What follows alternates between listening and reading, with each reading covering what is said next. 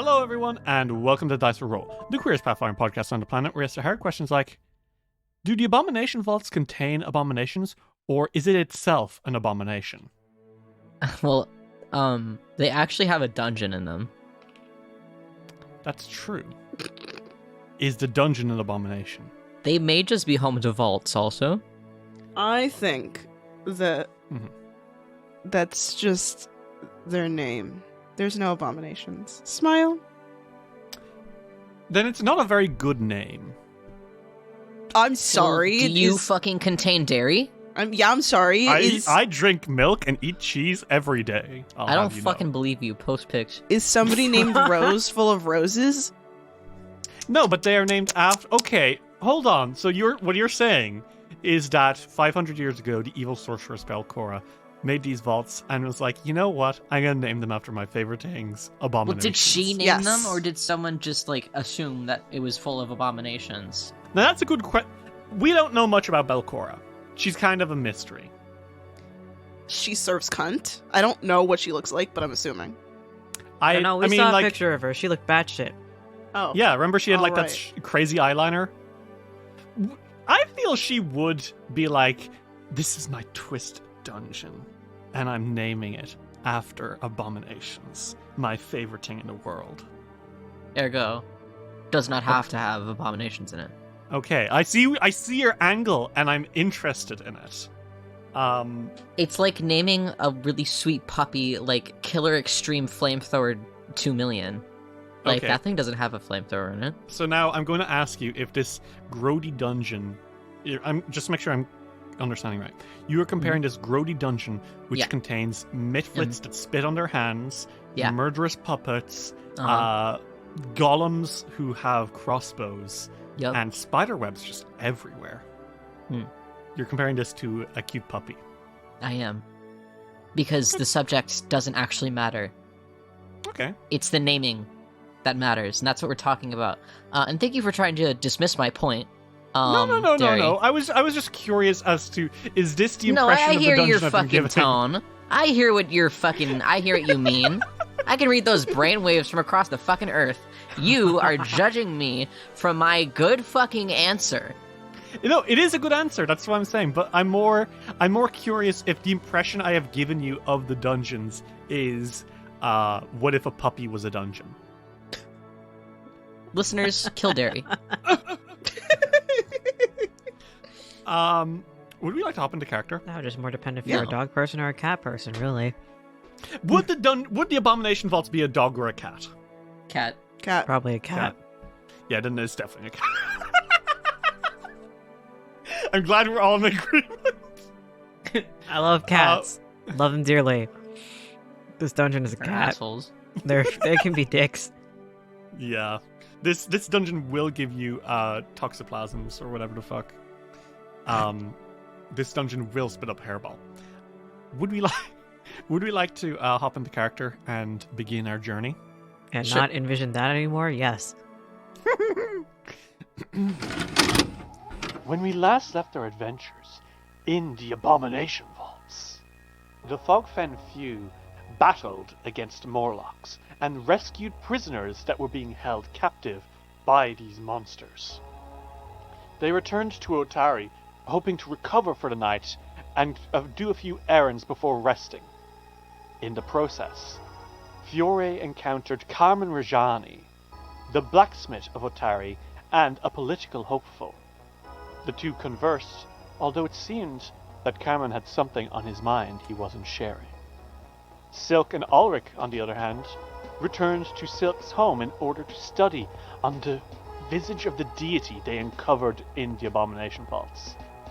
Alrik was surprised to find that not only did Silk live in an extraordinary, magnificent mansion, but that he seems to live with a strange old man. The two of them uncovered the true name of the goddess depicted in the cathedral above. Nimbalot, the goddess of soul-eaters, of the outer voids, and of will-o-wisps. With this new information, the Fogfen Few uncertainly stepped back into the dungeons and continued their exploration before coming face to face with even more Morlocks who have since rigged the dungeon with traps, knowing that adventurers would soon return here. Now, the Fogfen Few face off against the creatures who seek to spill their blood on the tiles of the Abomination Vault's floors. And fellas, are you ready to hop into character and start kicking some ass? Maybe. Yeah. Yeah. Okay, so set the scene. Alrik, Fiore, and Silk. The three of you stand at a mouth of a large open area covered in bones of dead creatures and piles of rubble. Scrabbling down the sides of the rubble on all fours are several Morlocks who are half the size of the Morlocks you've seen previously. These mutant men are crawling at you with knives held in their mouths and their long wispy white hair blowing behind them as they scramble towards you, getting ready to plunge their daggers into you. Everyone, I want you all to roll me initiative. I don't wanna. No wanna. Too bad, boy. Oh yeah.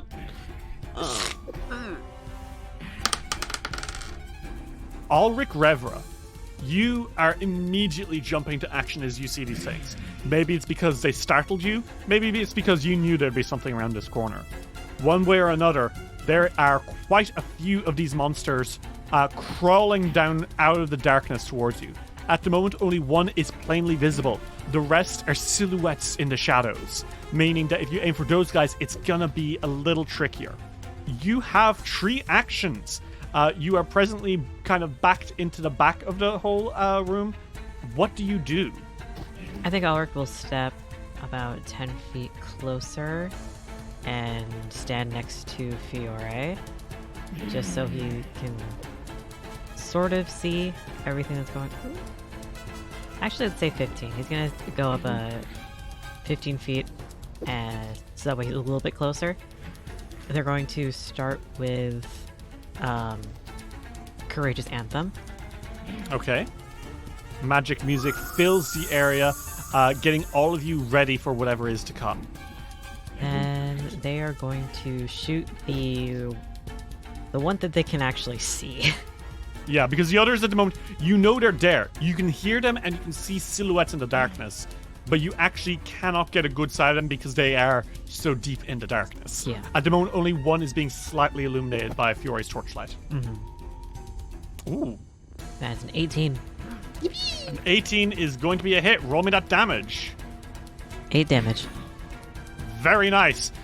You shoot into that Morlock scavenger who, as they're charging towards you, they let out and they kind of stumble a little bit before you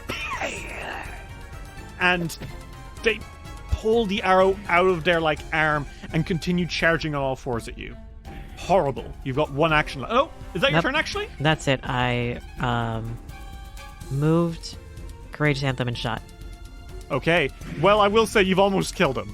These guys, Good God. while smaller, do seem to be quite a bit less sturdy than the other ones. Mm-hmm. Next is one of the Morlocks. This Morlock is deeper in the shadows.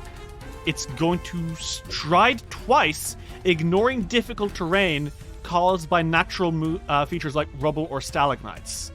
At any point during its movement, the Morlock can make a melee strike against an enemy in its reach. So let's see. This thing is surprisingly fast.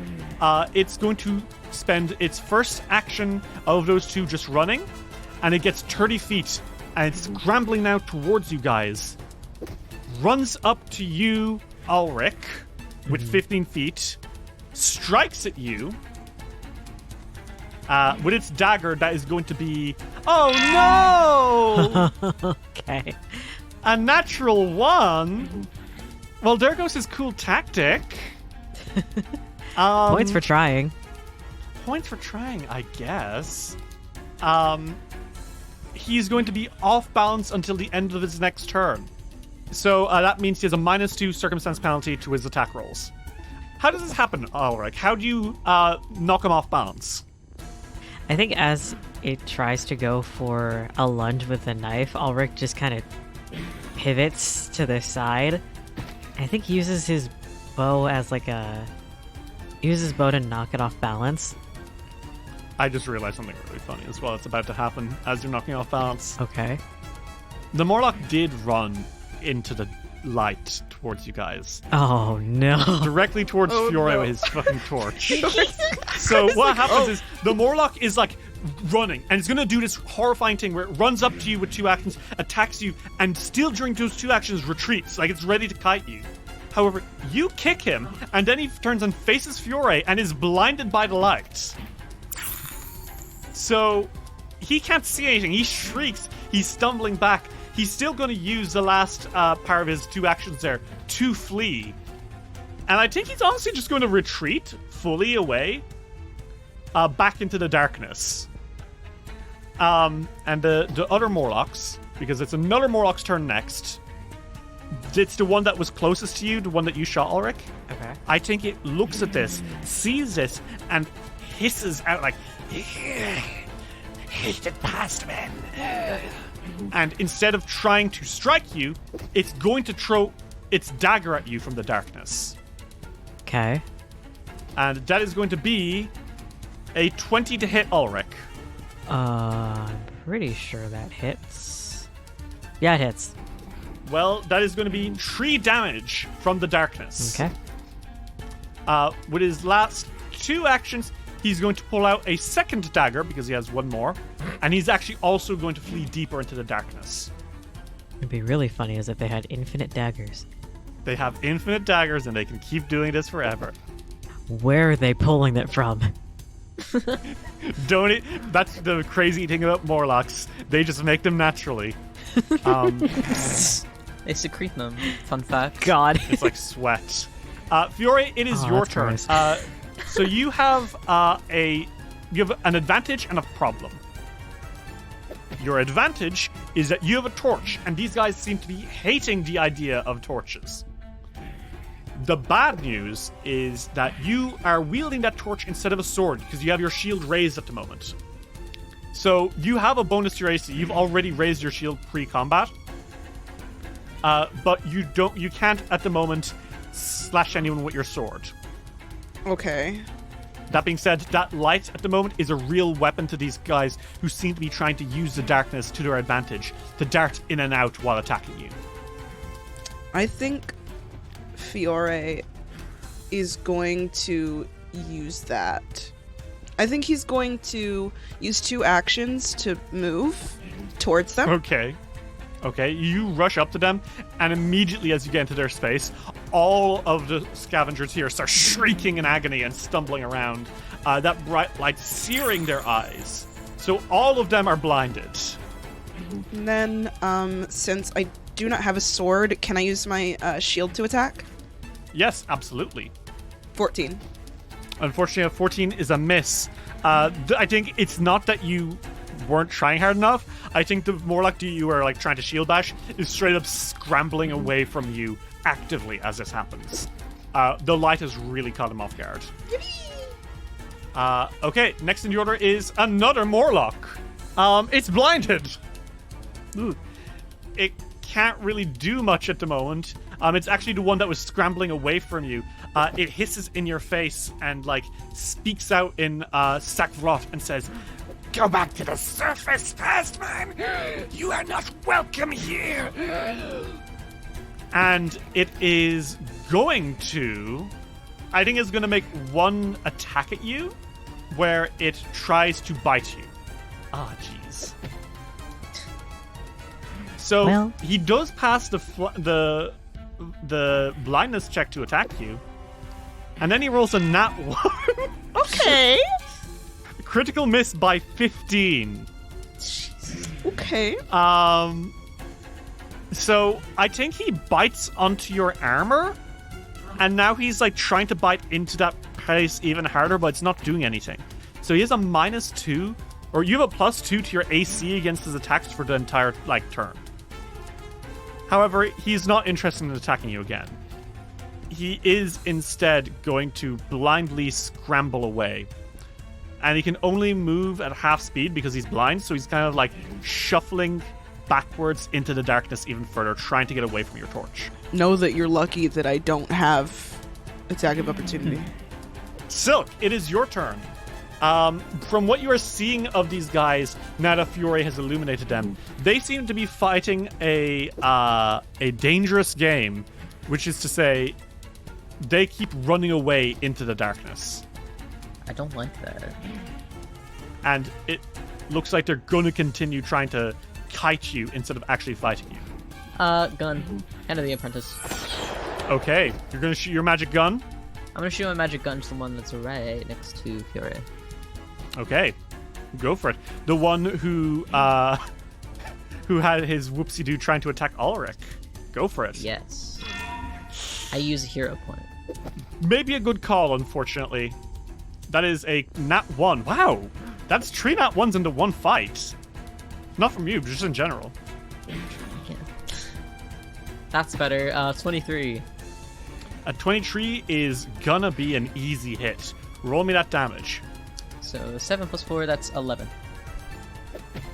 Okay, that is 11 damage. Very nice.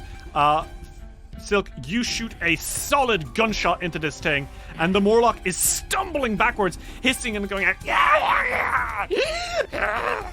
as he holds his face and starts looking up at you, his eyes still dazzled, but knowing that somewhere in the darkness, someone just hurt him. You have 2 actions left. Now what? Do next. Oh, that's so perfect. I hit him with ignition. Okay, go for it. Oh my god. Ooh, that should actually be -5. Sorry. Oh, that's a hit exactly, because he has... You rolled a 21, -5, that's just his AC. Nice. Alright, 11 damage again. Silk Witch Helm, how'd you kill that Morlock? I burn him back to hell. He never sees the light of day again, except he does, and it's all he sees, and it's all consuming. Well, yeah, he lets out a shriek as he burns up before flopping to the ground, charred to a crisp. And that is one of the 4 Morlocks dead. Amen. Unfortunately, it's now a Morlock's turn. This little Morlock, like all the others, is blinded. And he doesn't know where anything is. I'll be honest, he's going to spend his 2 actions, or his 3 actions, just scrambling to the very top of the rubble pile.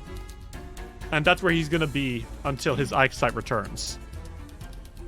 Alrik Revra, it is now your turn. Because of where Fiore has moved, Silk is now plunged into darkness for you. You can't see him. All you can see is one Morlock is dead, and you know Silk is definitely the one who did that, because in the brief luminescence of ignition, that Morlock was murderized. There are 2 other Morlocks that you can see perfectly clearly at the foot of the giant rubble pile in the corner. And then one more, you don't know his exact whereabouts, but you did see him scrambling to the top of the pile. But he's now out of sight of the light, so you have no clue what's going on there. You have a range of 100 feet. What do? Alrik is still going to hit. Okay, who are you gonna hit? The one that I think the one that Alrik hit before. That's right. Okay, cool. So yes, that's a hit. With Courageous Anthem, I think that would have been 3, so 3 damage. Yep, that's 3 damage. And because of your Warrior Muse, that is going to refresh Courageous Anthem and keep everyone on beat with your arrow music. Mm-hmm. You have 2 actions now, Alrik. What do you do? Try to shoot the one that's further away. Ooh. 23. That is a hit. Roll me that damage. Max damage, 9. Nice. This arrow buries itself into one of the Morlock's chests and lets it out as it stumbles backwards again. And you have 1 action left. I'm not gonna go for a... I don't think I'm gonna go for a -10. I think Alrik is gonna move just about 25 feet closer. Okay. As you come 25 feet closer, you can still see the same number of Morlocks, but that one at the top of the roll pile is still slightly out of view because of how high up he is and away from the light. Speaking of Morlocks, one is dead, so he's no longer in the initiative order. But it is that one you shot first, Alrik.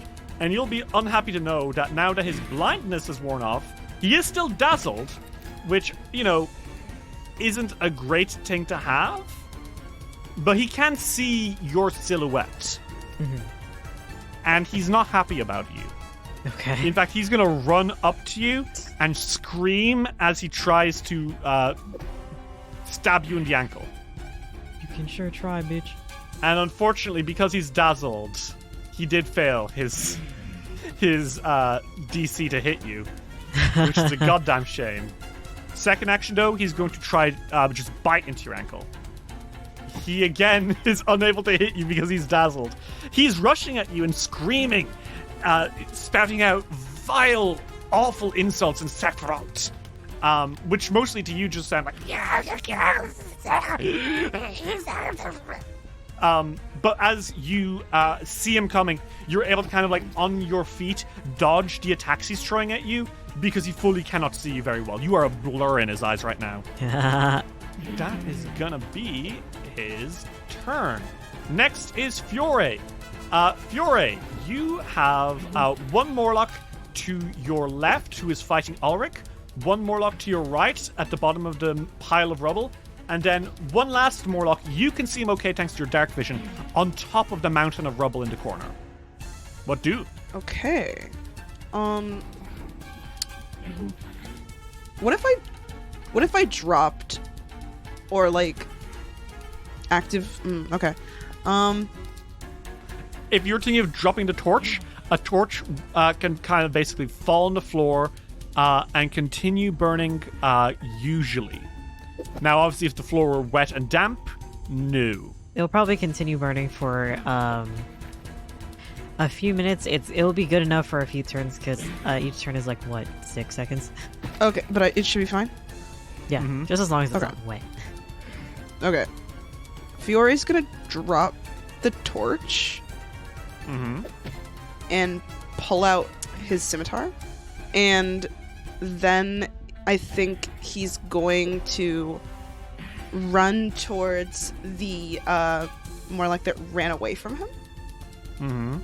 And then I think he's going to attack. Okay, go for it. 24. Ooh, yeah, that's gonna be a hit. Uh-oh, for the Morlock. He's only got 9 HP. Bruh. Well, he's not dead yet. You did 8 damage. Bruh. Okay, well. Well, Fiore, that is your turn. And unfortunately, you'll never guess, it is that Morlock's turn. Oh, okay. He is instead going to use his scuttling attack. So remember, strides twice, attacks at any point in this. He's going to start by attacking you. So he's going to start by plunging a dagger into your side. Or, well, he would if he didn't miss. So your armor blocks this dagger, he hisses, and then he uses 2 actions to just get the fuck out of there. 2 actions to run, he moves the hell away from you, and he seems to be running into the darkness away from you all. Okay. He has fled the scene, shrieking and hissing in Sephiroth again. And I think only Fiore can make out what he's saying in Sephiroth because, well, no, Silk, you speak some Sephiroth, right? A little bit. But you've only just started learning the phrases and stuff. Yeah.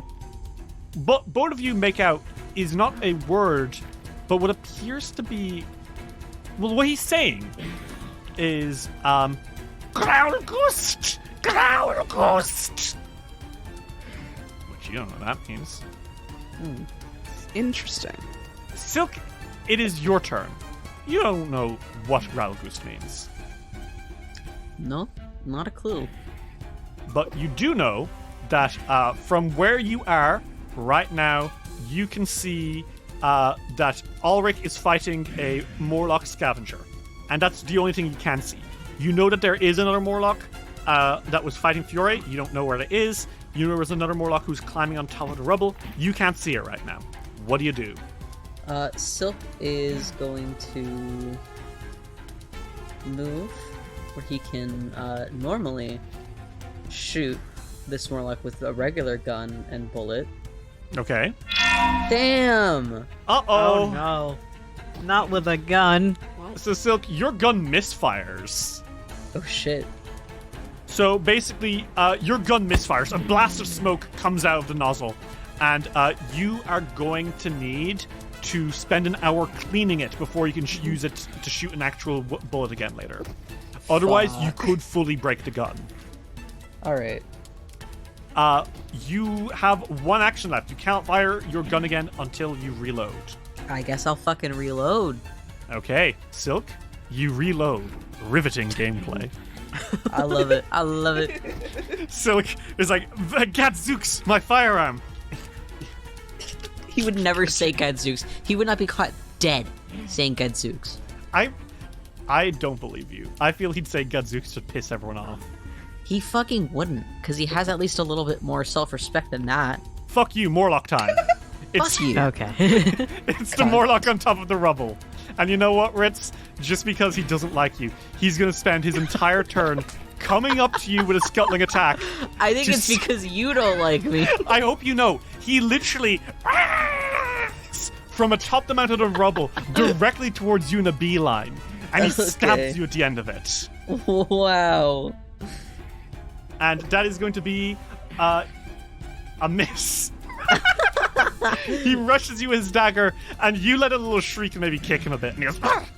So And it goes, he's- And he's going to use his last action to run back up the mountain. He doesn't get the whole halfway, but he is running back up the mountain. What? They like hit and run. That's their thing. Alrik, it's your turn.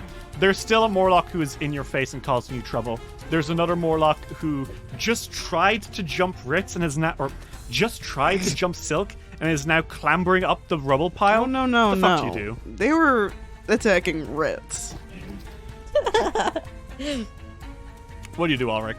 Can I fucking kick this one that's in Alric's face down? You want to fucking deck him with an armed attack? Yeah. Fucking go for it! Kick his ass! Unarmed strike, Alrik is just gonna fucking kick this thing in the jaw, and 17. That is a hit. Roll me that damage. I'm so fucking afraid. 4 damage. Alrik Revra, how the fuck you kick this Morlock to death? Oh my god! They don't have I- much HP. Okay, I think because Alrik is using a bow and arrow, and this thing is gnawing at his ankles, he's kind of balancing on one foot, just deflecting both the knife and the teeth. And eventually, when he sees the other one is like running away, he's like, "Oh fuck!" and then kicks it with a bit more force than before. The Morlock lets out a before stumbling to the ground on its back, fucking dead. That's probably quite a surprise to you. But this does continue your courageous anthem for everyone, which is quite nice. It does surprise him a little bit. It's like, oh. You now have 2 actions left. The hell do you do? God, can I get within range of that one that ran away? I mean, you can certainly try chase him. You have 2 actions left, right? Yeah. Okay, see how far you can go with your 50 feet of move speed? Yes. So 50 feet, I think Alrik is just passing Fiore. Okay, so Alrik, you pass Fiore and you look down the corridor where that other Morlock was running away.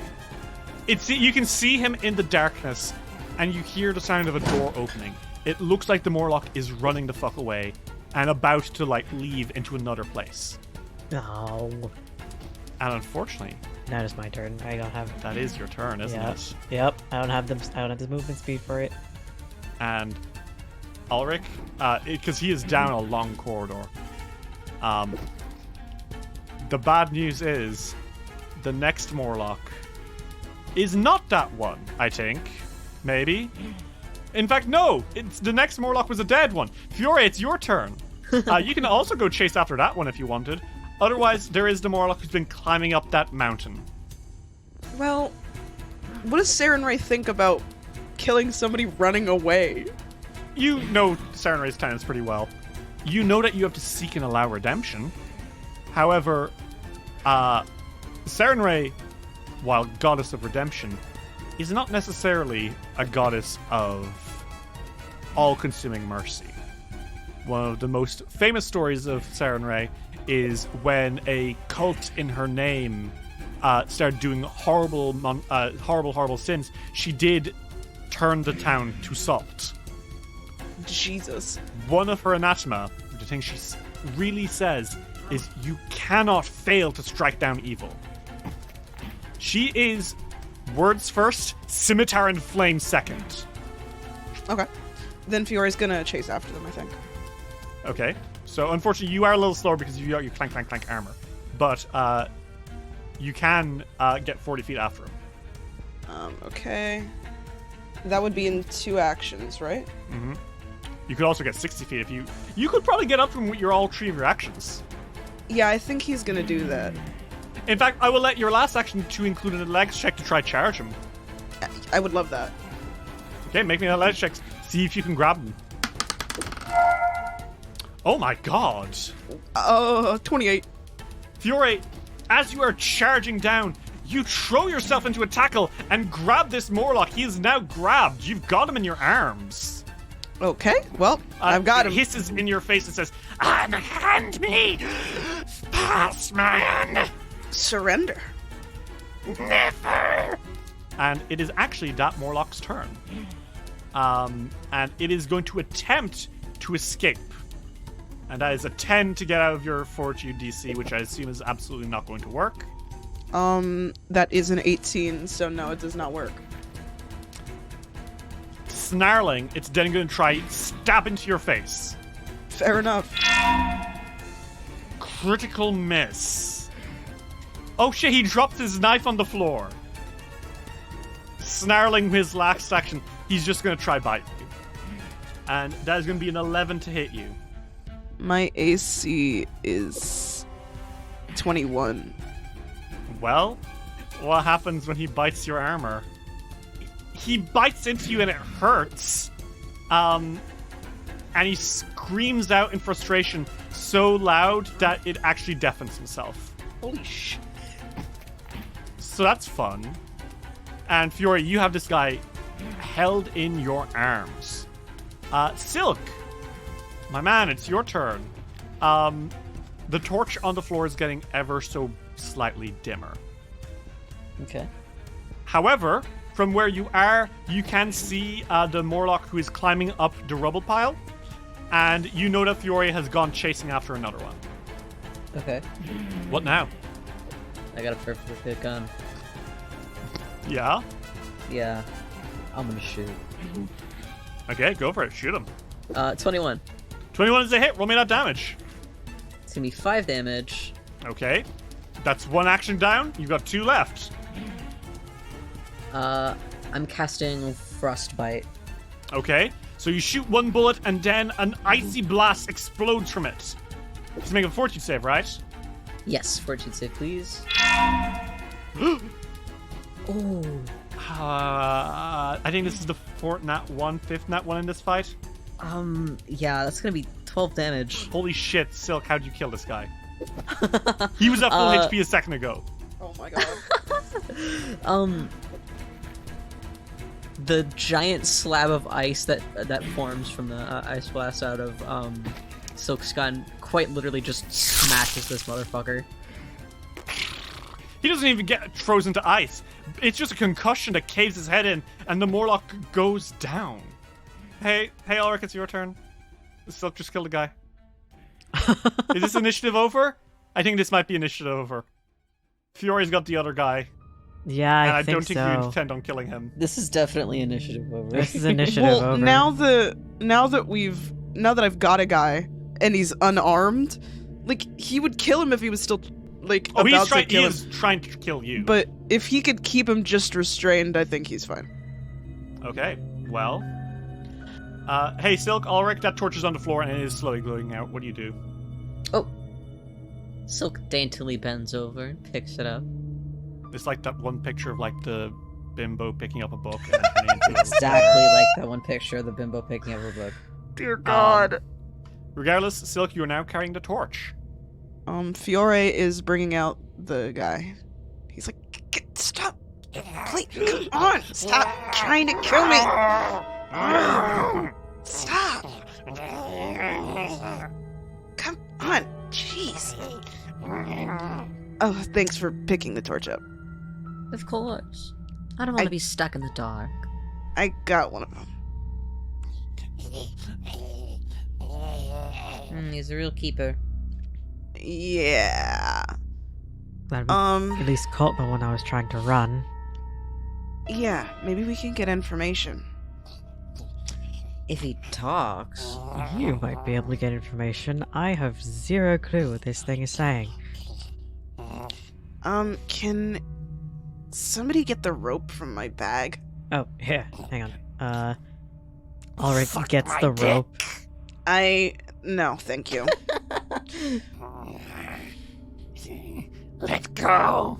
You will suffer. Alright, No, thank you to all of those things. I got the rope. Now, help me tie this guy up. Okay.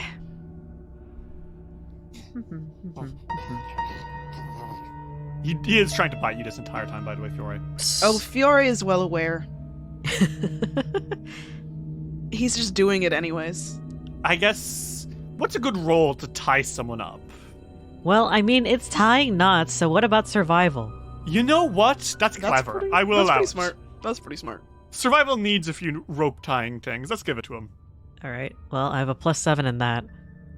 Okay, well, I want you to roll it secretly Okay. to see, because you don't know if you're going to be able to hold him down. He's like, help me tie this guy. He's... Hang on. Ow! Okay. Ow! Stop biting me! Does anyone have a rag? Let go, and I'll stop biting. Well, I'm not gonna kill you, but I'm also not gonna let you try and kill me.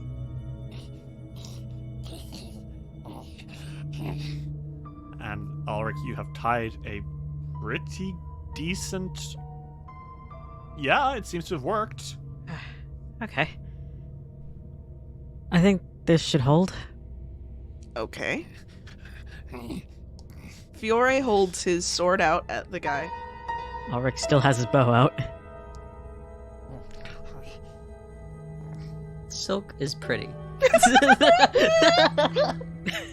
So you are serving so much content back. You're like shifting your weight from one leg to the other. Yeah, exactly.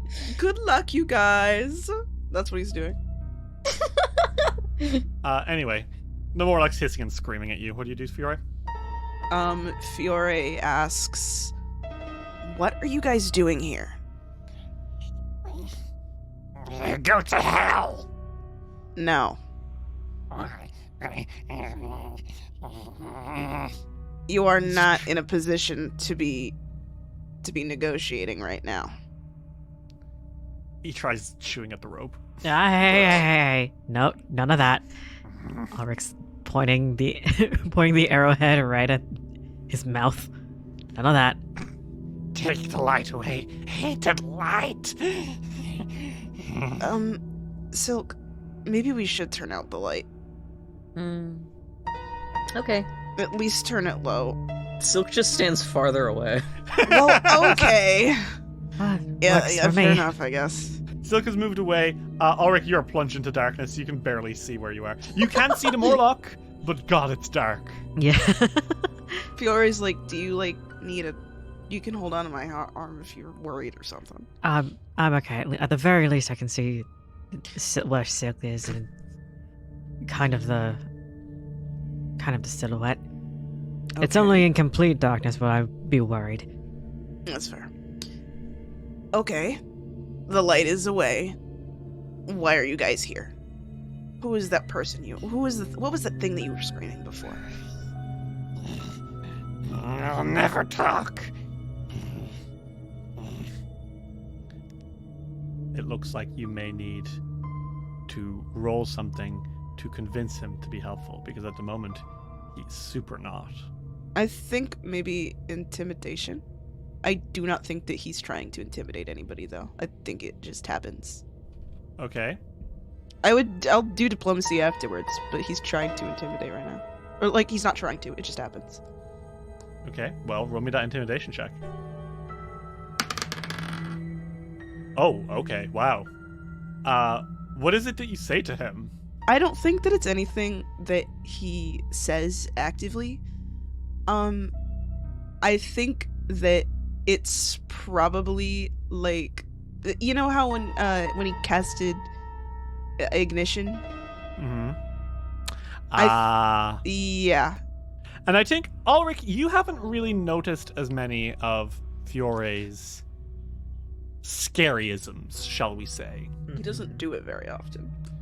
Mostly because Silk has kind of been the one next to it. You've seen his dark flames. Yeah, but those are just badass as hell, so...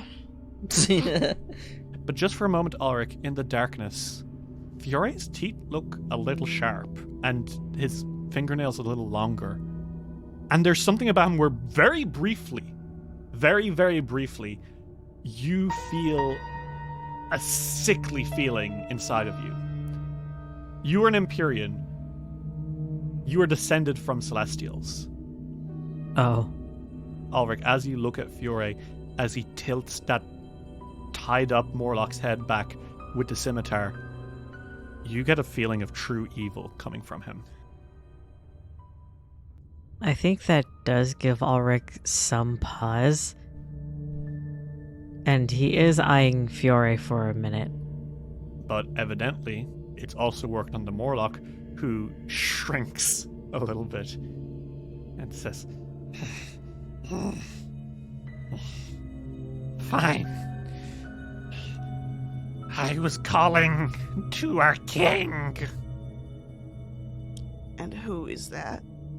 "The greater evil, Graugust." We've heard that name a few times. And we've heard something about sacrificing. What are you sacrificing to him for? We sacrifice because Graugust commands us to sacrifice. The greater evil. He is our leader. But we work for the great evil itself. And what is that? Must not talk of the great evil. It is forbidden. Why is it forbidden? Will it hurt you? It just is. It is how it always has been. One must not talk of the great evil. The only one permitted to speak of the great evil is the greater evil, Graugust. Fiore, do you want to make me a quick religion check? Mm-hmm. You see me roll? This phrasing very quickly makes you realize that the great evil is what they worship, but the greater evil is what they're calling their cult leader. I see. What you recall from Boss Grong is that the mushroom-eyed men were led by a magic priest. Oh god, what was the exact phrasing? He had a stupid way of saying it. Magic priest mushroom-eyed guy. To you, it sounds like perhaps the greater evil is the magic-eyed priest mushroom guy, who is, again, calling himself the greater evil, which is cool, man. So the greater evil tells you about the great evil. Yes, yes, yes. And you're not allowed to talk about the great evil? Yes, yes, yes. And I don't suppose you want to tell us where your leader is? You will spare? You will spare Verglek if you let me go? Take you to him? Yes. I promise. Okay. And you can't just go and try to kill us again. You have to go. I would never. I would never. Verglek, friend! Friend!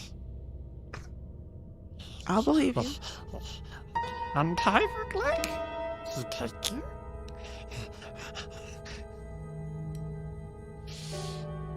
Fiore looks at Alrik.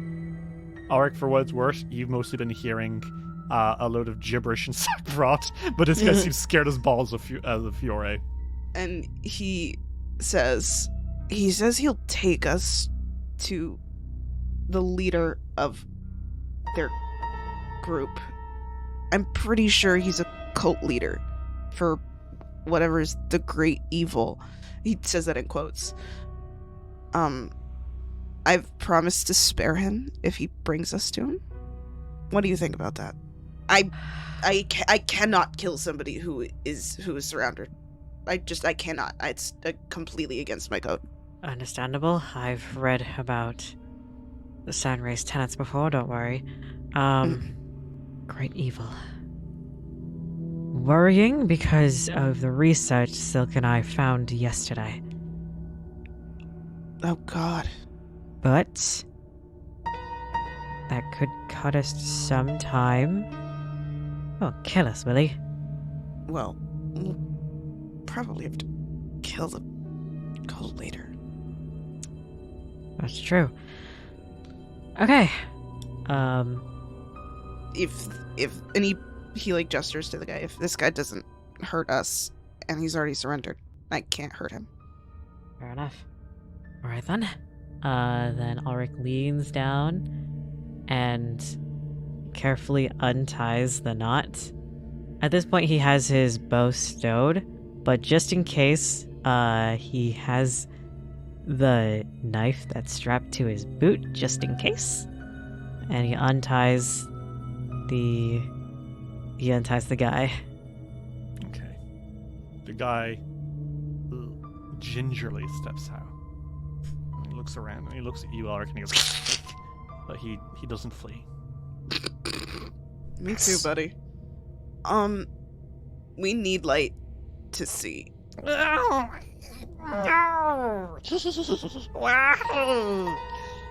Horrid light. You know how Light. you know how your eyes make you see in the dark? Yes. Most people don't have that. I can see in the dark. I don't Hate need the light to light. see. Hated light. Hated light. I can tell Silk to stay back a little bit until you leave. Make the elves stay away from me. Hate Okay. Light. Hold on. Make All right. the elf leave the vaults. No, I'm not doing that. I'm not even putting the idea into his head. Make the elf go home No. with the horrible lights. No. Take the light back to the surface. What is he saying? He's trying to tell me to get Silk to leave the vaults I with like the that. light. I don't think that's gonna happen. He points at you, Silk. Go away, elf! Go away! What? Get out of here! What? What? Leave! Go away! What did you say? Go away! Small man. Hated light! Hated! What? Oh man, this is that one Invader Sim scene. What? You won't get away with this. What? You won't what? Hold on. Give me 1 second.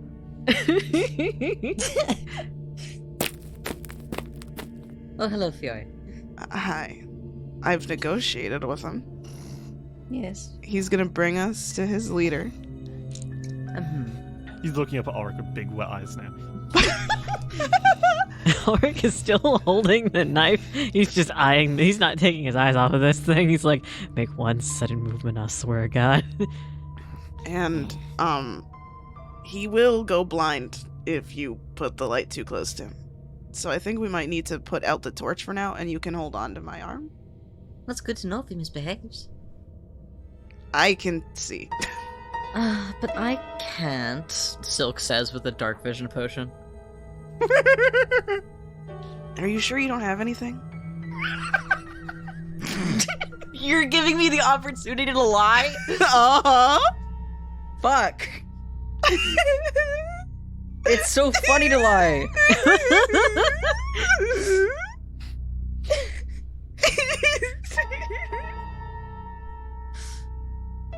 can't I just walk behind everyone? What if you get grabbed by yourself? And then I and Alrik can't do anything to help. Fine. I have a potion I can use. Oh, well, then use that for now. Fiore holds his hand out for the torch. I'm gonna put this out, okay? What's Alrik gonna do? Alrik can also hold on to Fiore's. Fiore's like, hold on, I actually forgot to ask Alrik. You go back to Alrik, and Alrik is like in a staring competition with this awful little creature who's backed into the corner just staring up at him like, What are you doing? Making sure he doesn't make any funny movements while I can still see. Why have neither of you blinked? Listen, when you're up all night reading books, sometimes you don't need to. Oh, I understand.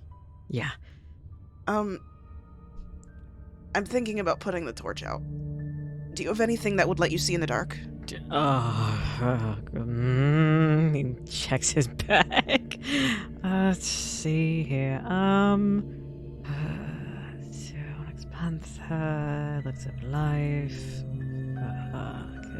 healing potions, skeptics list. When did I get this again? Never mind. No. Huh. Hmm. You could hold on to my arm. Silk has a potion. Ah. Or you could Okay. hold on to Silk's arm. Whoever's closest. Alright. I'm gonna... what's your name? Verklick?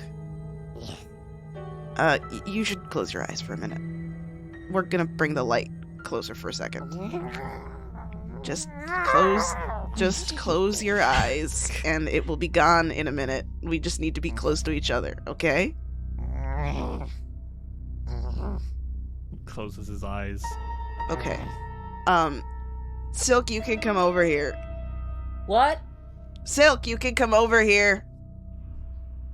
Oh, okay. And then I think he takes the torch, and he's like, you should take that potion now. It'll only last me 10 minutes. How long is it gonna take to get to this guy? Mere moments. Fiore, leans over and he whispers, we're not gonna have the torch out for that long. Come on, be matchies with me. I can see in the dark, then you'll see in the dark. Be matchies with you. Yeah. He smiles. Silk actually smiles too. I think he finds that really fun, and he says, "Okay." And he drinks the dark vision potion and puts out the torch. Okay. And then they frolic for 10 minutes. Alrik, you're plunged into darkness. Ah, shit. Fiore, I think he's like, hey, I'm here. And he kind of grabs his hand. Okay. Fiore thinks for a good 5 seconds about whether or not to put the hand into Silk's. Silk would take it. Silk looks at, or Fiore looks at Silk, and he looks at Alrik. And he's not saying anything, but you can tell what he's asking. Alrik is busy, rubbing his eyes on his sleeve, just frantically, oh, God. It is pitch black, actually. It is uncomfortably dark in here. Advanced darkness. I mean, this is deep underground. I mean, that's fair. Silk just goes, and nods. He puts it in his hand. He takes it. What happened? Alrik, Fiore's hand is so much softer than you imagined. Fiore, are you wearing gloves right now? What? I'm not holding your hand. What? Hello, darling. Okay. Okay. Well, now that that's handled, take us to your leader. Thank you. And so the four of you start walking down the corridors. Silk holding Alric's hand, and Fiore holding Verklick's hand. No. Dice will roll will return after these messages. We now return to Dice will roll. This is very frightening for you, Alrik. The rest of you, it's mostly monochrome. You move down the corridor and open a door, and inside you see 2 more Morlocks. This seems to be an old office with a desk with a chair in the middle of the room, while 3 empty picture frames hang on the walls. And there seems to be a clockwork assistant just being ripped to shreds by these Morlocks, who look up at you and hiss in surprise. And then Verklick is like, No! They seek an audience with the greater evil! And the 2 Morlocks hiss. But they don't intervene. They just kind of circle the walls, staring at you. Ugh. They guide you in deeper. I think one hand has the torch and the other hand has a sword. Like, is this scimitar? Like, he doesn't have it out, but he's got it, like, so that he can pull it out quickly. You move into another hallway. The north and south walls of this hall have been decorated with a bewildering array of timbers, metal parts, gears, bits of broken weapons, and trash. And Verklick says, Careful, watch step. There are tripwires that activate spike launchers. Oh, wonderful. What was that? Spike launches. What? Just be careful. as you guys carefully move to this room, those 2 Morlocks from the last room are following you. Fiore is watching them. And they close the door behind you to make sure you don't flee. Bitch. These ones are as tall as people. Oh, I don't like that. Finally, you are brought into one final room. And it seems to be a throne room. Okay. And Verklick kind of bows his head and says, Here is the greater evil. So, what all of you except Alrik see a sofa-like throne made of an old mattress, several pieces of reconstructed furniture, and dozens of bones sprawl along the northern side of this room. A narrow rivulet of muddy water trickles from a narrow tunnel to the south and forms a puddle in the room's center. And sitting on that sofa-like throne made of mattresses is another Morlock. And what a specimen he is. His skin is especially mottled, almost rotten green. His hair is wispy and almost Einstein-like, coming out in clumps. God, his eyes are awful, and his robes are long and black. He has bare feet and bare hands, and his feet are almost like that of an ape's, you know, with like digits at the end. Attending to him is another Morlock who is apparently feeding him worms and giving him a pedicure. He really is royalty. Okay. And this Morlock sits up and looks through the darkness at you all. And goes, so, we have visitors? Is that so? And he says this in common. You speak Oh. common? Oh, yes, I speak the language of our ancestors, the ancient tongue of our people. Yes, you find yourselves in the presence of Gralgust, the greater evil. You may bow.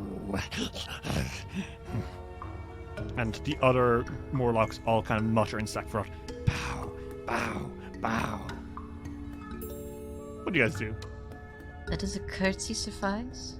Bow! I think I'll curtsy. Yes, bow. Silk does not bow, but does like a little polite skirt tug. Bow! He's pointing. He's getting really pissed. It's bowing where I'm from. Make me a deception check. He doesn't want to get low. Shorty get low. He does not have the apple bottom jeans. Shorty get low. Jesus Um, fucking Christ. You, Can't stand you. you say this to Gralgust, and he goes, Yes, yes, of course, yes. Yes. I like that he's culturally sensitive. We love a woke king. Kralker steals woke. Christ. Fiore and Alrik, do either of you bow, or do you courtesy as well? I guess Alrik bows too. Yes, yes, yes, yes. Fiore does it very slightly. He's like, he doesn't want to, so he just does it a little bit. Sometimes he just doesn't want to do shit, okay? Regardless, this seems to be enough for Gralgust, who reclines a little bit and says, Who are you? We're from the surface. Past men, yes. You are the ones who slew my prize engineers. Well, they did attack us first. If you were attacked first, you would also kill them. You should have bowed to the great evil's power. Oh, just a simple communication error. Well, I congratulate you, adventurers. What is your names? Fiore. Well, I'm Silk. Ulrich. And what's your cool team name? What? Fogfen Few. Okay. Fogfen. Very thorough. Fogfen Few. Fogfen Few. You are brave to have sought me out. I commend you for this. Thanks. That's what brave adventurers do. I present you with a choice. A choice, yes. All right. You may become sacrifices for the great evil. Okay. A great honor. Worms! he calls out, and the Morlock next to him feeds him some worms. Yes, yes, yes. The choice is between that or... Prove your worth. Your worth to the great evil. Yes. Okay, well, I actually would like to know about this great evil. You must not speak of the great evil. Well, then how can we be worthy of it if we don't know what it is? Well, you can accept a challenge. Yes, yes, you are strong. Slew my great engineers. You have slowed down our conquering of this level. Yes, yes. Well, what's the challenge? We were building the clockwork for a reason. There exists a great monster on this floor. The water monster. Yes. Kill it! Kill the water monster. And bring me her head. And so what does the great evil do for us? It allows you to live. Yes, yes. Silk looks at Fiore like, He's just like, he just shrugs. He goes, I don't know. I just don't know who this evil is. And I really think that you should just... I really think you should just tell us first. How can the great evil know? They're not here. Wouldn't you want to talk about how awesome it is? Do you want to roll me a diplomacy check? Yes. Okay. Fiore, you are very good at speaking. Growlgoose looks at you, scratching his chin, and he says, Worms! the other's like, Yes. and feeds him worms. And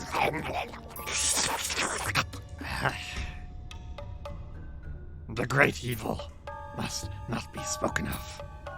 I want you all to now make a perception check with a +3. Okay. Like an extra +3, because Fiore did very well, and you're still only getting that answer. Okay. Silk and Fiore, the two of you go, for God's sake, this guy's stubborn. But Alrik, you put 2 + 2 together.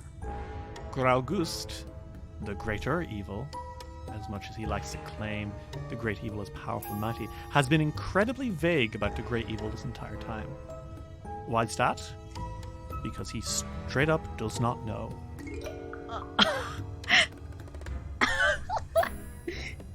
It would appear that whatever or whoever it is that he is worshipping, he has not the faintest clue other than their title. Oh. God. Oh man, I don't know if Alrik wants to piss him off, but What do you do, Alrik? Because you have quite a choice here on your hands. You can either tell the guys afterwards or call him out to his face. Badass. With that high perception check you rolled, Alrik, I think he won't flip out if you call him out on this, because he seems like maybe he's a little embarrassed about this. okay. You haven't the foggiest idea what the great evil is, do you?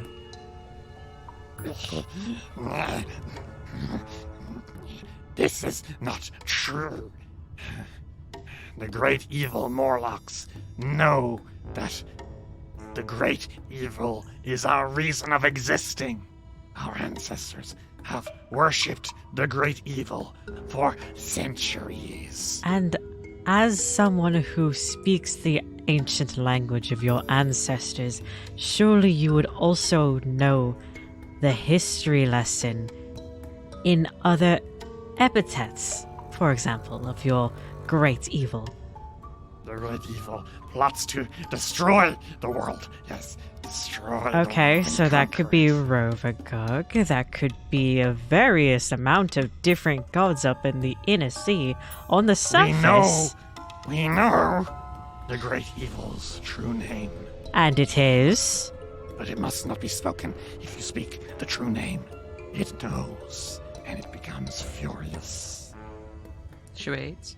No go over. No,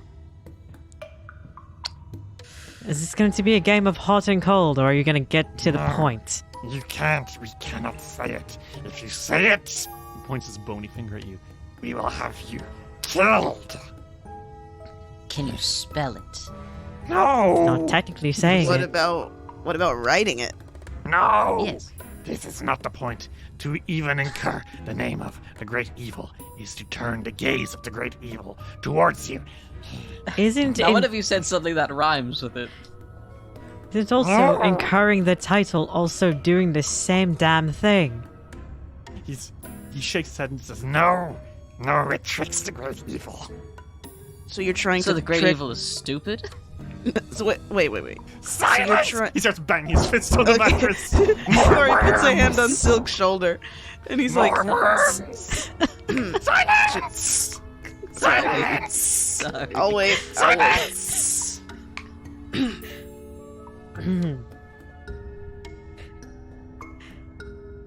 He's staring at you. So, Silence! Okay. Can we kill this guy?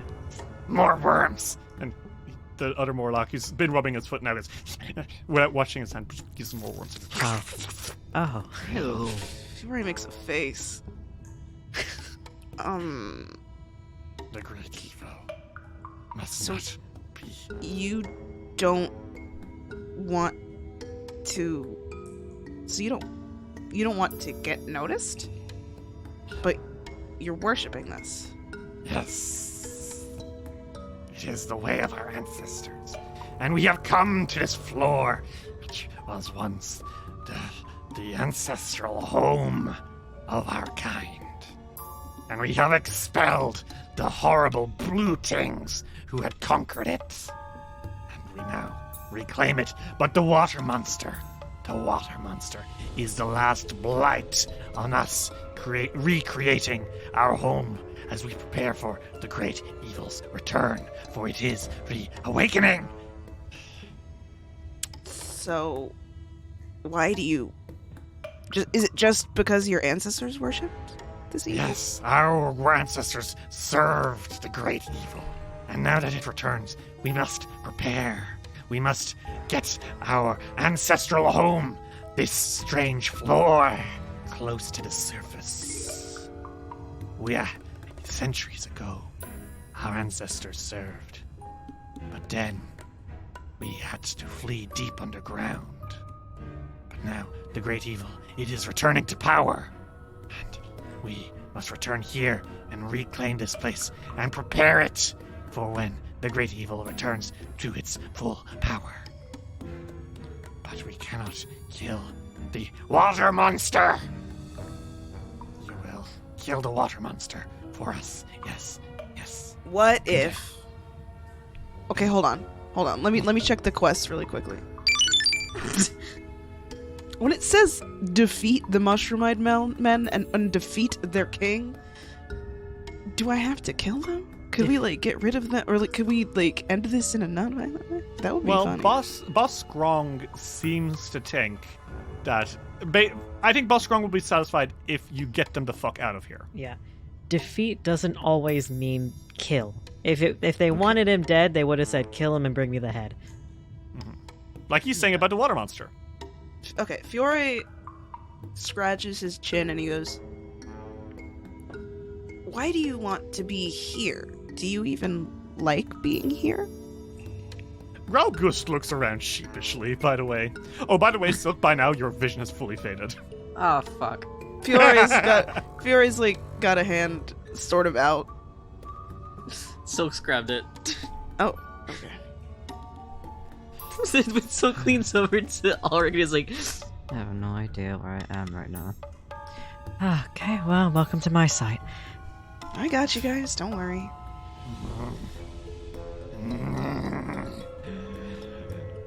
Evicted! Evicted? Chased from our homes! By who? The cult of the canker! The cult of the canker? A what? Yes. Those librarians, those horrible librarians, yes, horrible librarians. You were ousted by librarians. The cult of the canker, yes. Can I roll religion to see if I know anything about that? Can I roll Absolutely. bardic lore for that? Absolutely. Okay. Frolicking. Academia lore? All three of you kind of stare when he says cult of the canker. Fiore, you have never heard of a notable cult by that name. Okay. Silk, you know that a canker is a type of mouth sore. Yeah. They're like it's a small area of dead tissue in your mouth. It's caused by stress, acidic food. Weird thing to call your cult. Yeah, that's not... As soon as you lose your canker, do you leave? Ulrich, with your bardic lore, you can't help but wonder if maybe that's less of a literal name and more of a thematic name for them. Mm-hmm. Some group of cultists maybe of a type of creature involved with mouths somehow. Okay. Or maybe jaws. You are not sure. Huh. That's what you're getting from this. So number one, it's not a notable cult. 2, a canker is a type of mouth sore. 3, maybe it's a cult of a type of creature that has to do with jaws. That's what you 3 get from your quick lore checks. All right. We lived below, on the floor below. But the cult of the canker, they returned and told us that the great evil was also returning, that we must go back to our homeland. We could not beat them. They were too strong. They ate some of us. 8. Yes. What are they? Ancient servants of the great evil. But they worship her wrong. Wrong. Wrong. Okay. What, They do not even call the great evil. The great evil. what do they call it then? Let me guess, its name? I should certainly hope not. The name happened to start with a B. He points a finger at you. Shush. Wow. I feel like I'm getting warmer. Maybe he doesn't know what letters are. Fair enough, that could also happen. I I assume because he knew common, but that's also true. He blinks one eye at a time. okay. So now we have been pushed here. And we had to. And we threw out the pests that conquered our home. And we prepare for the great evil's return. What if you were to get your home back? The other one, deeper below. Would you go back down there? You don't like the light. You're very close to where there's light. You would crusade against the cult of the canker? Okay, well, that sounds a little intense. But if these people are evil? Evil, yes. Most evil. They ate us! Ate us! Oh, okay, yes, that is really messed up. If they're eating you and killing you and are a cult and stuff, I could get rid of them. We could stop them and get your home back so that you can go back to the home that you actually like.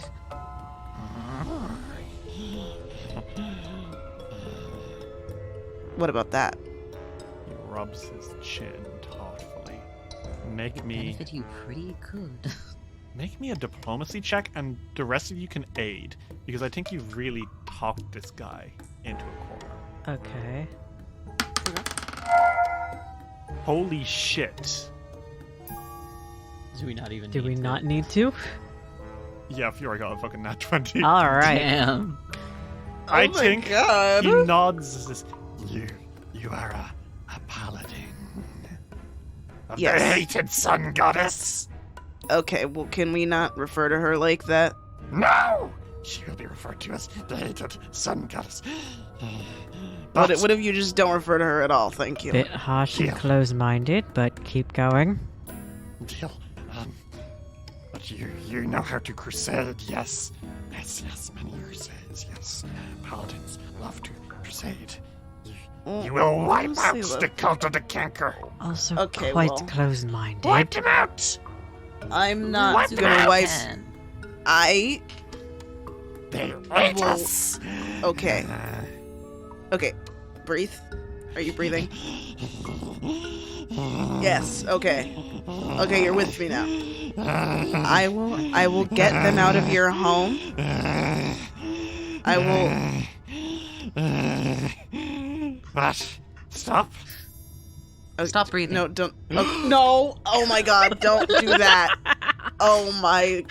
Oh, Sarah Ray's light. In this case, you would not slay the water monster, and we would just wait patiently for you to slay the cult of the canker. Yes. We will get rid of them. They won't bother you when we finish. Okay?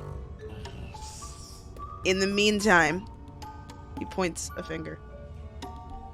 Do not hurt anyone else. Well, Do not kidnap and sacrifice any more service dwellers. Or Mitflitz. He goes,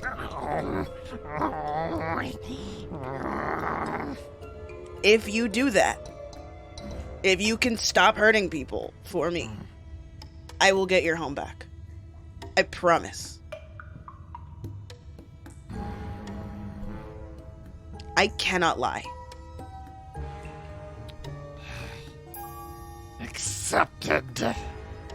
You will venture deep rather than proving your worth by slaying the water monster. You will go on a holy crusade. Slay the cult of the canker. Something like that. Crusade! I'm alright. You can refer to it however you want, but I'm just getting rid of them. Yes. Okay, you can go now. Okay, bye. And in return, Yeah. Alright. Yes. if you slay the cult of the canker, Get rid we of. have this. And he reaches into a desk and pulls out a bag, and he opens it, and out spills several extremely large gemstones. Oh, Hey, those weren't theirs. Fiore's like, gemstones? Yes. Our gemstones. Those are yours? Yes. Were they always yours? No. Yeah, that's what I thought. Holy shit, Silk. Boss Grom was telling the truth. Yeah, Silk is like jaw on the floor. Fuck. Like, there is very minimal light in here, but there's enough that you see the glint of the gemstones as they pour out. He knows the fucking sound of gemstones. He's Silk. He smells them. He smells Fiore's- them. He knows. Fiore's like, okay, we will do this, and then you'll give us this, and then you can go back home, and then you don't need to bother anybody that lives on the surface anymore, and we won't bother you. Yes. Gralgust, the great evil. Worldly diplomat. Yeah. Whatever you said. And as you stand here before Gralgust, words appear before you all. Quest accepted. Crusade against the canker. Okay. Gralgust and the great evil Morlocks were forced to flee here after being chased from the lower floors by a cult of librarians by the name of the Cult of the Canker. He promises he'll return underground once you've gotten rid of them in a mighty crusade. Not a crusade. Objectives: crusade against the Cult of the Canker. Rewards: giant gemstones that belong to the Morlocks. Yeah, that's that. We're gonna go. Okay. Fiore waves to Varshak. Yeah, Vargalek is like, Bye. See ya. Lead the way, Fiore. Fiore's- We're both blind. Hold on. And I think Fiore leads the two out just barely. And then he closes the door, and then he turns his torch on. it's Ah. light! Hooray! You guys can see Yay. again! Oh my god, that was awful for you. Hakmora be praised, actual light. I'm so sorry. I don't like you know. You're back in the spike launcher room. Let's, Alrik, can you find the one so that we don't, Find the what? the spike trap so that we don't step on the yeah. tripwires? Hang on. Alrik is looking for for everything. Okay, make me a perception check. Okay, yeah, you can see all of them. There is 3 of them. Okay, there are 3. Just be sure to step where I do, and Alrik steps around them. Unfortunately, Alrik, you missed the 4th one. Okay, Fuck. 19 to hit. that is my AC. Wow! Spikes are shot into you. That is 2d6 plus 3 damage. That is 14 damage, Alrik. Jesus fucking my God. Christ! Well, you guys know where the spike launcher is now. Ah, Alrik! Jesus! Ah. Let's sit down for a while. Not in this room. So you move back into that office where you first saw the 2 other Morlocks. Sorry, by the way, for making a bunch of decisions. It's just kind of the way I think. It's alright. Fine. You don't make bad decisions. Well, Alrik, I don't love that you're bleeding right now. I'm trying to find my bandages, don't worry. here, let me do it this time. just to get you to stop bleeding. Okay. And he puts a hand on Alric's shoulder, and he casts Lay on Hands. That's going to be 12 healing to Alrik, right? Mm-hmm. Okay, Alrik, you are more or less good as new. Okay. So that canker cult. I don't know. Who wants to make a bet? When we go to the canker cult, they tell us that they got kicked of that they got kicked out of their home. How many layers deep is this gonna go? I have no Forever, idea, hopefully. but it seems like it's gonna go on for quite a while. It would be a little funny if this next cult had been kicked out of their home. I am completely serious about taking bets. Can't wait to solve everyone's problems in this dungeon specifically by It's moving kind of- Then them the Abomination down. Vaults lived happily ever after. It's- The end. By just It moving kind of just everyone reminds me down. of the stuff I do in Otari every day. Solving random people's problems. Except these ones involve a lot more murder. Yes. The great evil, too. I'm a little bit curious. Maybe a little bit more than a little. That cult also worships it. I'm guessing canker is our clue? It's weird. How many deities do we know have anything to do with the mouth area? Or jaws? Or things of that nature? I can't imagine any specifically centered around that. Me either. Can I roll religion to see? Well, there are ones, but they're all pretty obscure, and they don't match with our information so far. It's, you know. Now, I'm not sure if this boss was entirely knowledgeable of the goings-on of the religion he claims to follow, but it sounded something along the lines of the whoever was in charge of this tower was the great evil they worshipped all that time ago, and that they worked down here. The sorceress? That's why I was asking if the great evil's name started with a B, Belcora. Oh. Well, he said shut up, didn't he? Maybe he thought that maybe that was the name. That's what I'm thinking, which means we should probably dig up some more information on her. We don't know as much as we probably should. I'll ask my parents and check the library. Silk, do you think you might have anything in yours? You would know that you probably have a lot of local history stuff in your library, Silk. What Alrik and Fiore definitely know about Belcora is basically like the stuff from the children's rhyme. You know, she's an evil sorceress and she eats bad children. Quote unquote. You also know from history books that she built a tower, which is probably this tower, and fought the Rose Guard. Other than that, it is very rare for people to speak about her, and she's kind of almost become a fairy tale figure. A wicked witch, if you will. There's probably more factual information about her, but it would take some time researching to find it. I'll definitely have some local history in my library, but Well, we can, most likely not all the information in the world that we can get about her. well, we can at least take a look, and maybe the local bookshop too? Sure. They want to talk to Mori.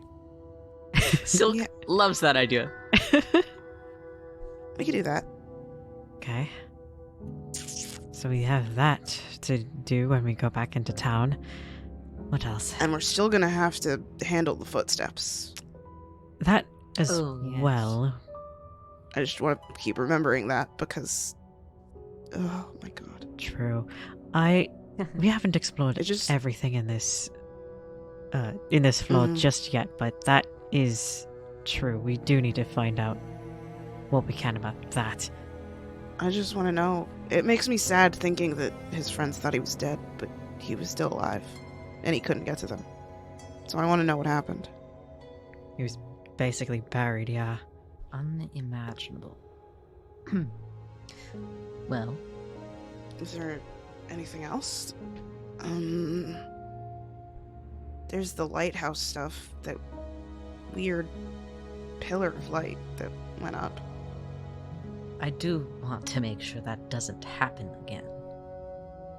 Oh, believe me, I am literally so anxious that it's going to happen when I'm not there every second that I'm in here, even though I like dungeons.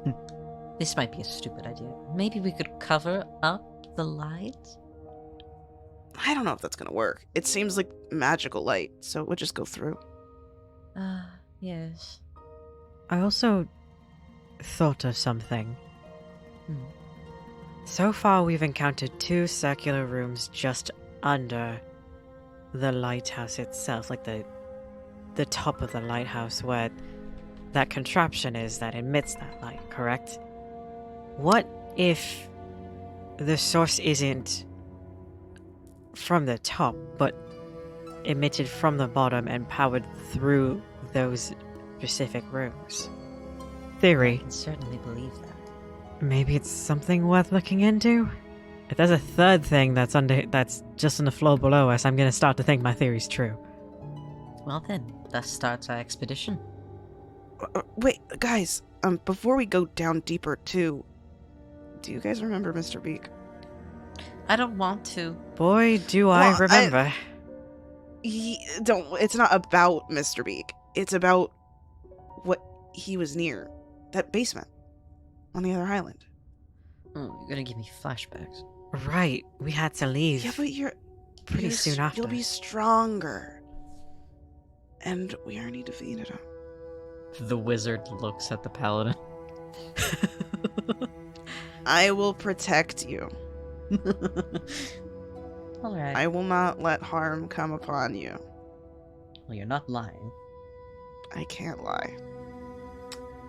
True. Anyways. Now, let's explore the rest of these doors. We're near a bunch. Right. I could fill up my map some more before we head above ground. Okay. Alrik. Let's hope I can see this one this time. Does this one have an explosive? So, Alrik, there's no explosive. Okay. But what you can hear on the other side of the door is not good.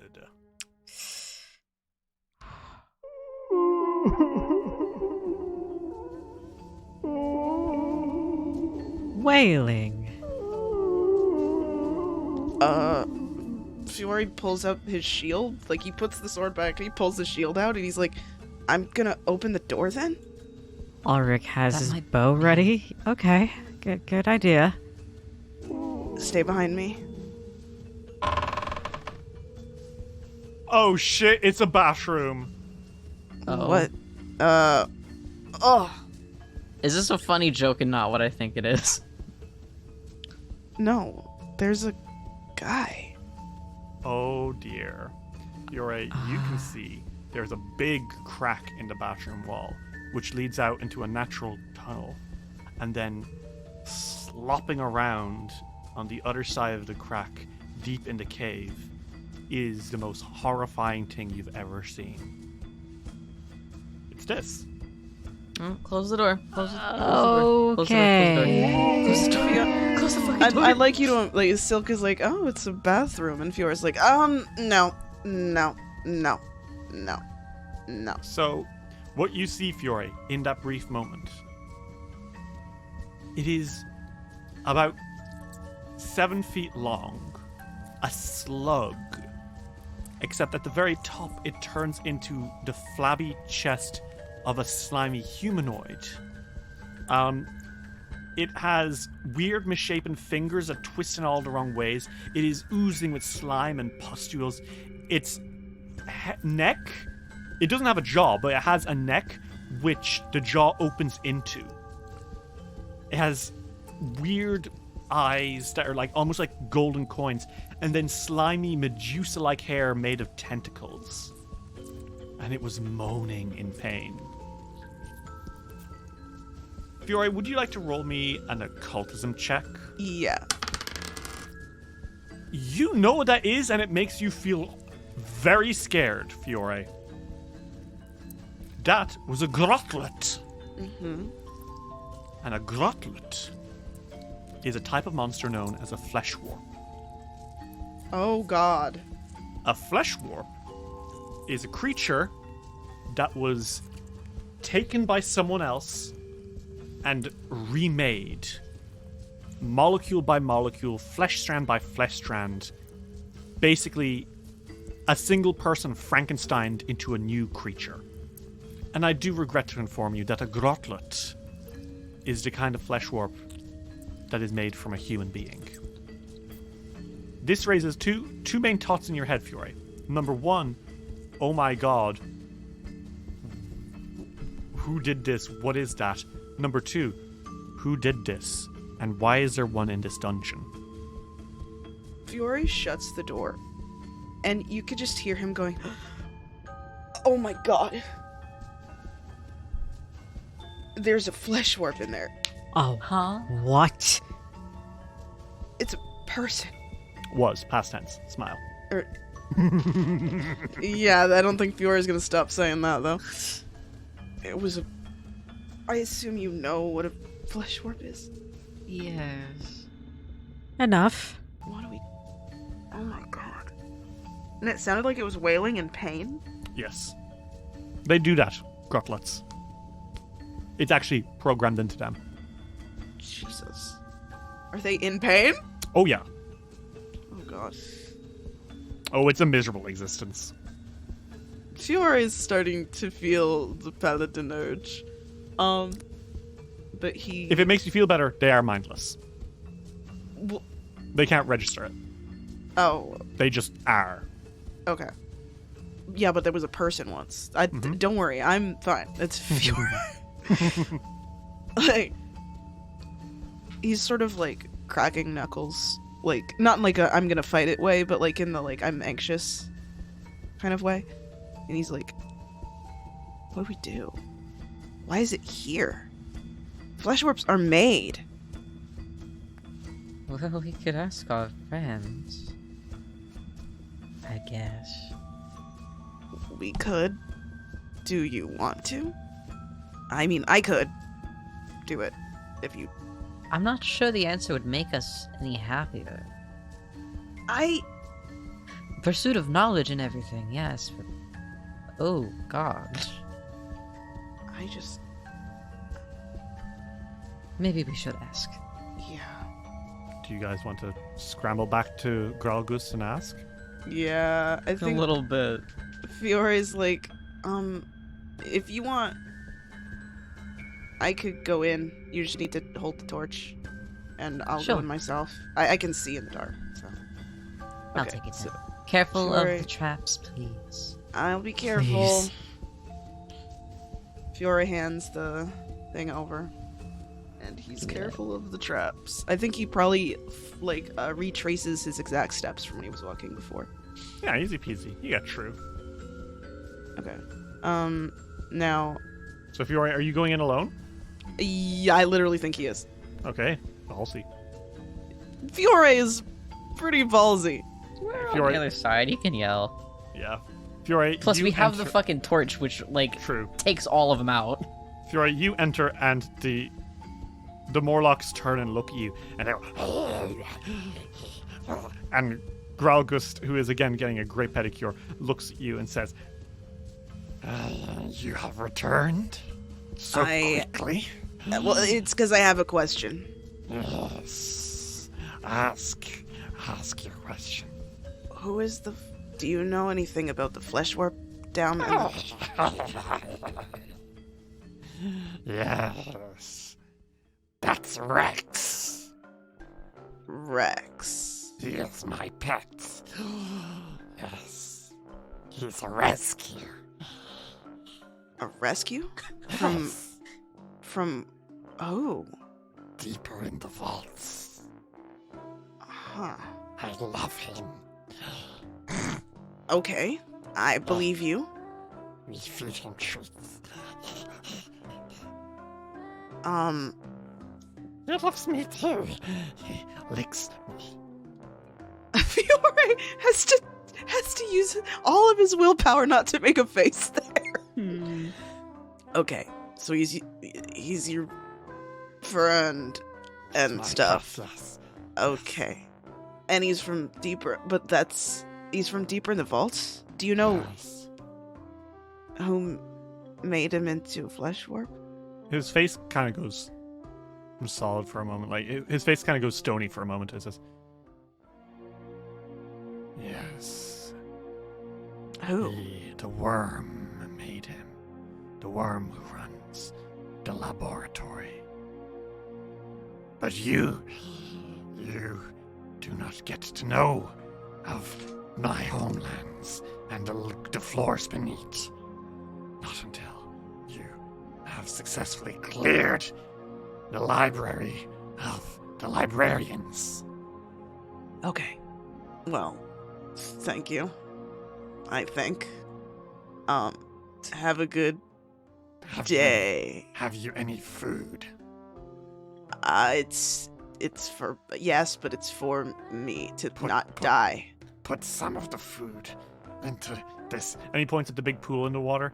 Put it in the pool. Is it to feed him? Yes, he likes treats. Okay. Fiore, what do you put in? Like just some hardtack or something? It's probably like some sort of like hard bread. Well, it slowly wafts down the river, coming out of that pool that heads deeper and deeper, through a crack in the south, down to where you assume the Grotlot must be, Rex. And you hear a...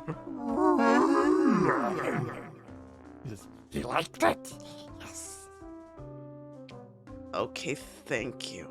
I'm gonna go handle the stuff Yes. now. Crusade. Defeating bad guys. Goodbye. Fiore follows his steps again, Okay. and then he goes to open the door, and he's like, they're not from this floor. They're from deeper. Something made him. A worm in a laboratory. A worm. Fuck it, right? He's Sure. apparently the guy's pet. Pet? Pet. It makes me want to die also. Don't worry. In fairness, essentially this thing is, like, the person is no longer there, 100%. Oh, Yeah. no, I don't worry. I think Fiore's just disgusted by this concept. At least Fair he's enough. treated well, right? Oh, he seems to be delighted, in fairness. He was eating the fuck out of that hard bread. Fiore's like, he made me feed him. What'd you feed him? You know, it was bread. It wasn't a bunch. It was just a little bit. He seemed to like it, at least. Hmm. That was probably my second least favorite thing that's happened so far. Well, it's the little joys, I guess. None of our business, he shrugs. I'll probably find out more once we defeat the librarian guys. Hmm. Now, let's go? Sure. Well, Yeah. I can take the... You don't have to hold that anymore. Oh, thank you. Your dainty hands can be as free as you want. Oh. How soft they are doesn't come for free. Good lord. So, where exactly are you guys heading? What's the plan?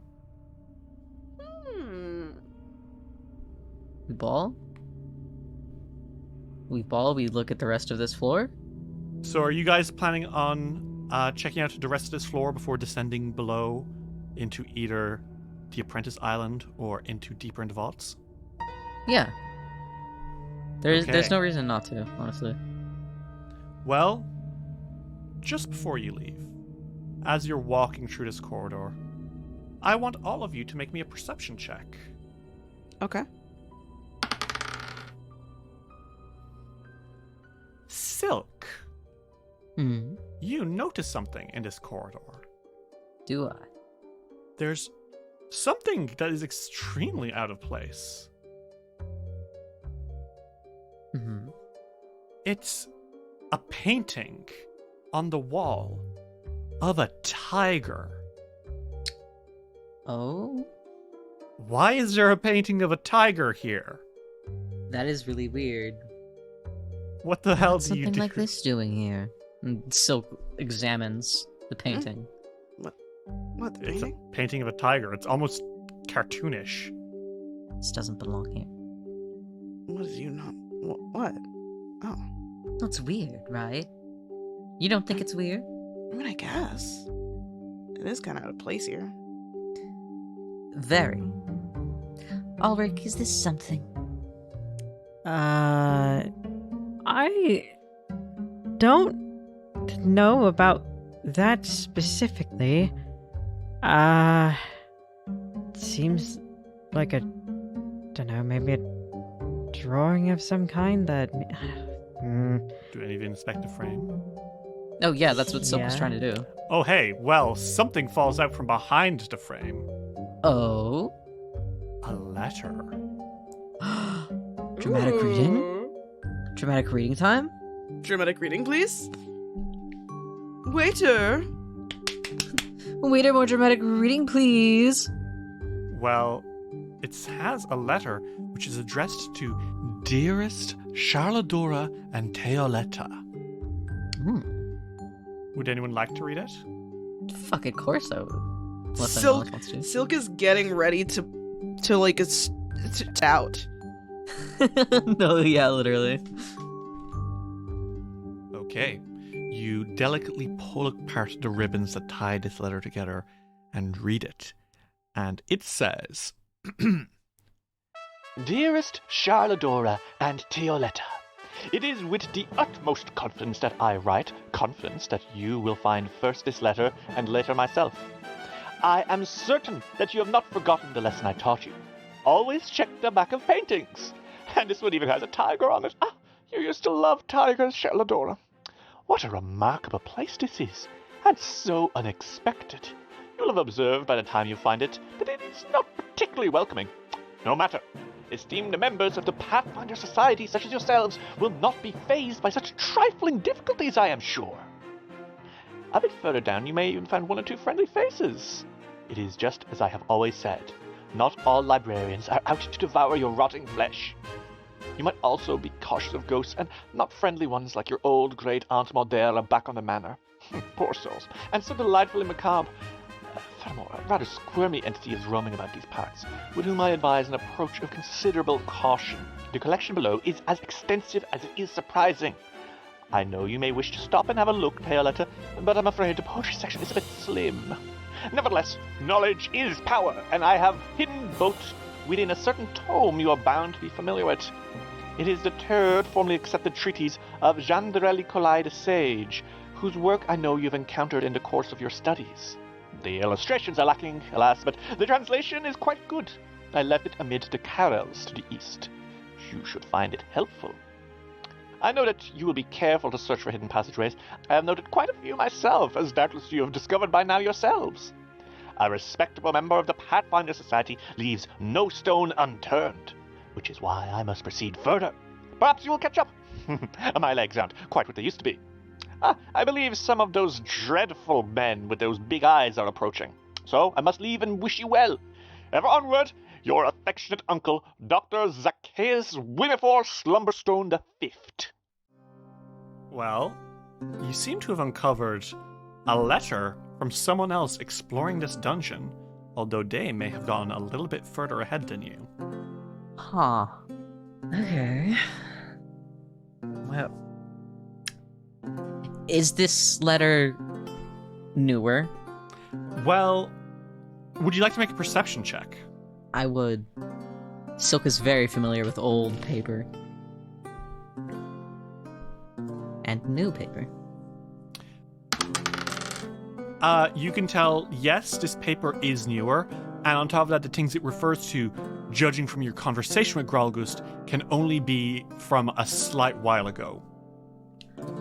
Like, he seems to be referring to the librarians who eat people, Yeah. which is only a recent development, meaning he's probably been here maybe a few weeks before you guys. What the? We may have a friend here. That's weird. May being the operative word, because hoping this guy's still alive. Oh, now I'm worried. Hmm. would we have recognized that name? Like, would Fiore have recognized that name from town or something? Fiore, will you make me a society check, please? Okay. The name Dr. Zacchaeus Wimmerfor Slumberstone V is not a very common name. It's also not one that you recognize. That being said, people do pass through Otari sometimes, so this guy says he's with the Pathfinder Society, or that maybe his nieces are with the Pathfinder Society. It sounds like maybe he's someone who like just came through the area and went through. That's all you really know. Maybe if you went around town, you might be able to find out more information later. Okay. Silk puts the letter back behind the painting. Aw. Leaving it for someone else to discover? He's not gonna disgrace a letter left for someone else. He'll read the fuck out of it, but that's for someone else. Well, now what? Do you all want to continue going deeper into the dungeon? Yeah. Okay. And so, the three of you putting that letter back with new information in your heads of the great evil of the cult with the canker, and of course, of Dr. Zacchaeus Wimmerfor Slumberstone V. The three of you begin making your way deeper into the darkness of the vaults.